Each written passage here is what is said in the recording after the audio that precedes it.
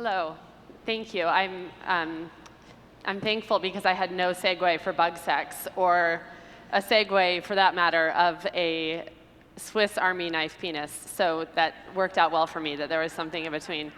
No matter how many ways you can arrange 26 letters, I just couldn't figure it out. I'm here to talk about something completely different. All of the speakers today have been so incredibly dynamic. I feel like my jaw has been on the floor the entire time. But I have a question for you. If you could get someone and have someone think differently about something about you, what would that be? Would you want them to notice your internal scars just like they notice your external scars? Would you want them to have a better understanding of who you are on the inside? Would you want them to see how beautiful you are on the inside, not just the outside? I know what mine would be.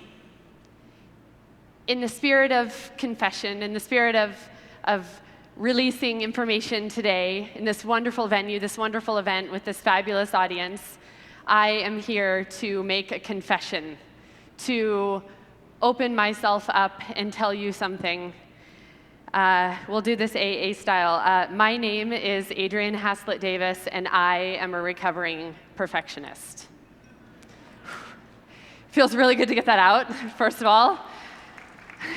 But even more so, it feels really good because I'm trying very difficultly to be okay with not being okay. And I think us as women, men too, for sure, I can only speak for myself and for women, but from the women that I've talked to about this, it's very difficult for us to talk about. And perhaps one of the reasons why it's so difficult to talk about is because we are women. And we put so much pressure on ourselves to be perfect all the time, don't we? Don't we? Yes, I already see nods in the audience. We put so much pressure on ourselves. In school, I was not the best student. I would always get report cards back, and I would be okay at grades, but the comment section, besides being overly social and talking all the time, surprise, surprise,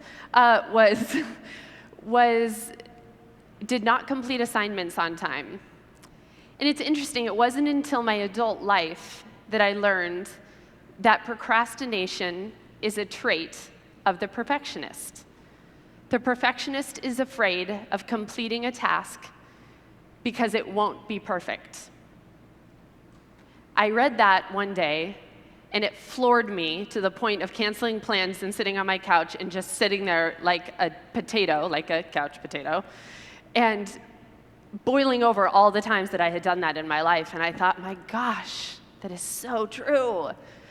Unfortunately, with the parents, I'm like, I was a perfectionist. I couldn't complete. It doesn't quite go over as well as you would think. So if you're trying to go home and make that call, maybe it will, maybe it won't. Let me know. It didn't work on mine. But I even carried that need for perfectionism into my career. I'm a professional ballroom dancer. I dreamt of being Ginger Rogers since I was 5 years old. It was the only television we were allowed to watch. My family owned a children's bookstore for 25 years before that word that I can't pronounce, but it's similar to the letters of bad and nasty moved in, and took over most of the independent bookstores. And so we weren't allowed to watch TV, but we would watch Fred Astaire and Ginger Rogers on the one VHS tape that we owned that would play over and over and over again. And I wanted to be Ginger Rogers with my hair in the wind in those dresses. And I got to be a ballroom dancer. And I survived a 70-plus audition process to become a ballroom dancer, and I was one of the 3 chosen. Still don't know how that happened, but my dream came true. And yet, I was still striving for perfection. Why was that? I got this dream job that when you're little, you think, I have this dream job of doing this, but really I'm gonna sit in a cubicle and do something else and then do this on the weekends. Yes, the Fortune 500 companies and running my own companies and doing these things certainly paid for the dance lessons to get me that role later. But then it hit me. It hit me like a ton of bricks. I was up there, standing in a line of lookalikes, Oompa Loompa style bronzed, at least 1.5 pounds of bronzer, right? Wearing nothing but a fringed bikini. Let's be honest, it's called a dress, but it's really a fringed bikini. We've all seen them. And there was a guy on a microphone who was about to tell all of us dancers exactly who, mathematically, based on our moves, was actually perfect. And I stood there realizing this, smiling with my perfect posture with my partner, thinking, this is ridiculous, Adrianne, how long are you gonna fight this? And just like that, I had a life-changing moment. My husband and I were walking in Boston on a first date after he had returned from Afghanistan, designing and encrypting spy satellites for the United States Air Force to prevent terrorism, when we were walking hand in hand and a bomb went off behind us. I grabbed my husband and I buried my head into his chest and I plugged my ears and I said, the next one's gonna, and I woke up. There was soot and smoke everywhere. I was conscious through the entire thing, and so was he. I was looking at the back of his head, wondering if I was alive or this was heaven. And I screamed his name, and I couldn't hear myself scream. I thought I was dead. I screamed his name again, and he started to move. And he sat up. And he sat up and he grabbed onto something below me. I couldn't even lift anything above my neck or below my neck. And he started to scream, the blood-curdling scream that you never want to hear anyone, especially your husband or wife, scream. And I couldn't believe it. And I was trying so hard to look, and I finally propped myself up on my arms and kind of lean over onto my right side, and I just see nothing but space and a waterfall of blood where my left leg used to be. And I thought that was it. I'm no longer Ginger Rogers. That's it. Dream is gone. And what's scarier than a dream being gone is not realizing that your dream actually came true and not celebrating it when it was. And just like that, Boston's bravest came and swept us up and took us to the hospital. And the first 2 days were pretty groggy, as you would imagine. When you get your leg blown off by a terrorist, you're on every single drug imaginable. I'd never even sprained an ankle at that point, so Vicodin was new to me. And I thought, wow, this stuff is crazy.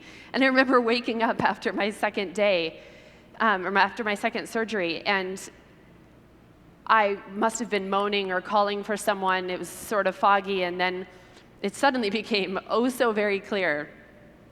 When the light flickered on, it was in the middle of the night, at some hour, and the light flickered on, and in walks the hottest male nurse that I have ever seen in my entire life. And I was like, wow, that should not happen when someone's been blown up by a terrorist. That just should not happen. That is not okay.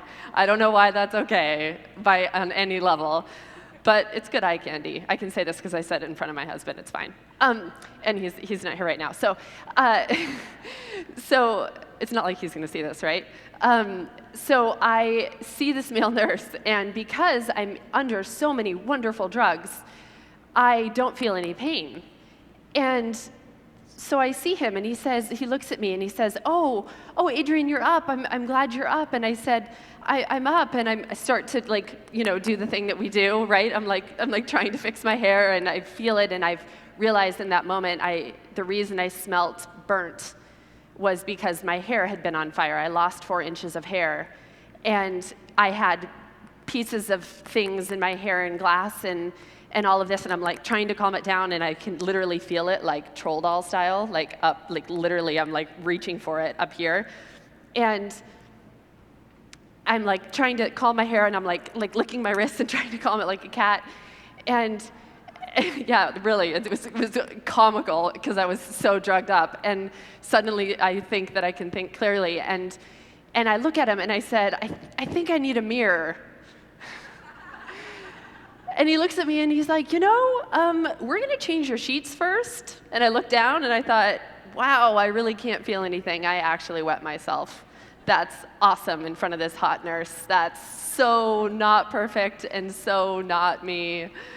My parents would be so proud.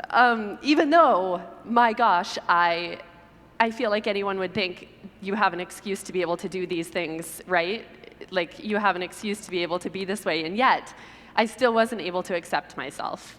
I still wasn't able to accept what had happened. I had to be perfect. And so I start to feel around and I feel this gash in my right leg, and I can now definitely feel that my left leg is missing below the knee, and he changes me, he changes the bed, he puts me back into bed and tucks me in, and I've lost all sense of pride at this time. And he then looks at me and he says, Adrianne, it's the funniest thing. It's the craziest thing. They're doing a remodel on this floor, and I think it's throughout the whole hospital. We don't have any mirrors. It's just the weirdest thing. They're just all gone. So I'm just going to do something over here with your IV real quick, and then I was out. And as I was fading out, I was like, I've got to do something about this perfectionist business. Like, seriously, I was just blown up by a terrorist, and I'm more concerned about a mirror. This reality hit me. And I decided in that time that I would do something about it. And I had visitors, and these visitors would come, and they would ask me these questions, like, what did you do today? What did you do? What was your accomplishment today? And at that time, a few days later, my biggest accomplishment was going from the bed to the wheelchair, to the toilet, to the wheelchair, to the bed. Yes. And that was my big adventure of the day. It wasn't leaving the room at all. It wasn't doing anything.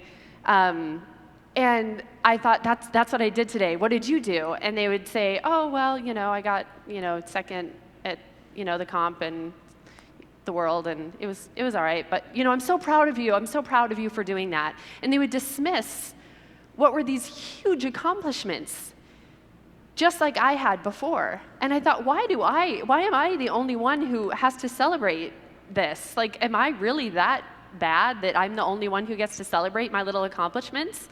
So I started doing something with my friends. I started saying, when they would call or they would visit, I said, you go first. You tell me what your accomplishment was today first.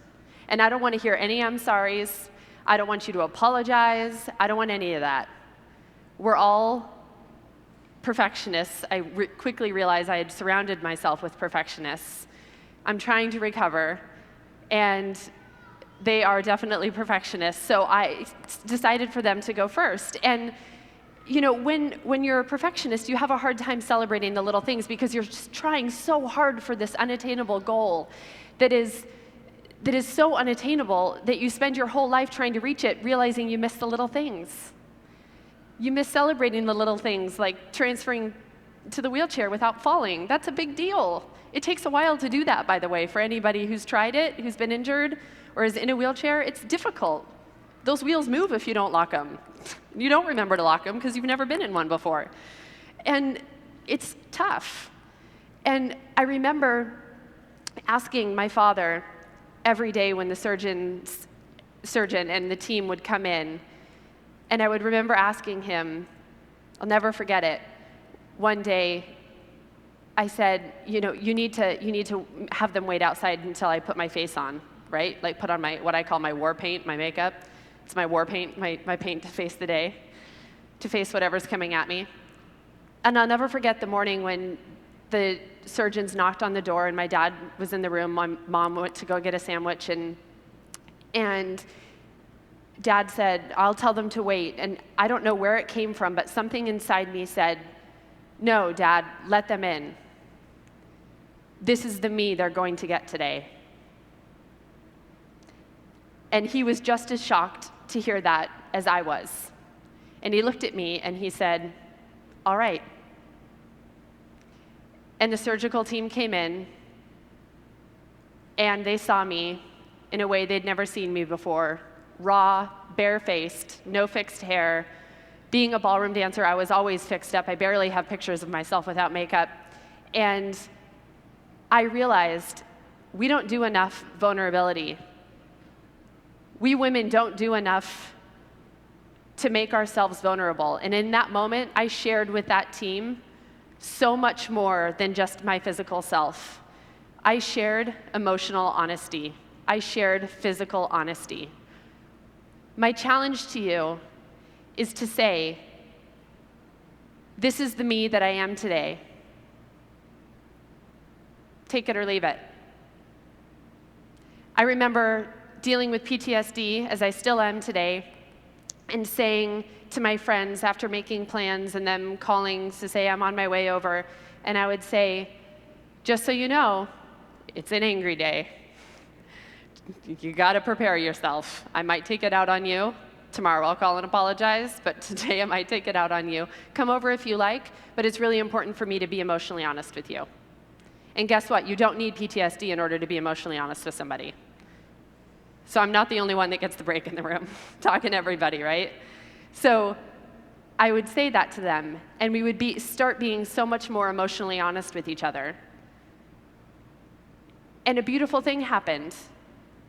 They started celebrating the small things. I remember getting a call from a dear friend of mine when we still continued to do the you go first, you tell me what you did first today, and we'll celebrate all of that in all of our recovering phases to become a recovering perfectionist. And I got a call and they said, I walked all the way to work today and I did not spill coffee on myself. Yes, happy dance. And then followed directly by, that happy dance, darn it, it made me spill coffee all over myself. And then immediately followed by what I think is so beautiful. My coffee stain kind of looks like a heart, and I feel really bad for those people that won't see that. How powerful is that? That's what they saw. Instead of, oh my gosh, I'm rushing home, I can't be seen this way, I can't possibly go out with a coffee stain on, this is ridiculous. I can't be seen that way. I find it amusing that we strive for this perfection, right? We strive for this amazing perfection that we can't get. I think it's a beautiful thing when you can look yourself in the mirror after a hard day, at the beginning of a hard day, after a hard night, and say, this is the me that you're gonna get today, and you know what? I'm really okay with that. Thank you for your time. Thank you.